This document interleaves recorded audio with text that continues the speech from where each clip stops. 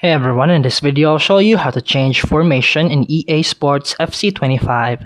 Let's get started. From pre-match menu, press R1 on the PlayStation or RB on Xbox. Then press X on PlayStation or A on Xbox to enter team management. And here you can see your current formation and make changes to your squad.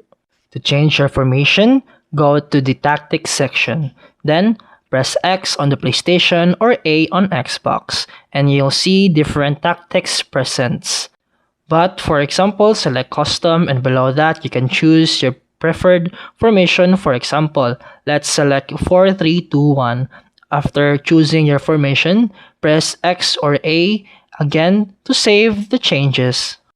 Now, go back to squad settings. Make sure your players are in the correct position for the new formation. Adjust them if necessary to maximize performance. And that's it for today's video. If you found this helpful, please like and subscribe for more videos. See you in the next one.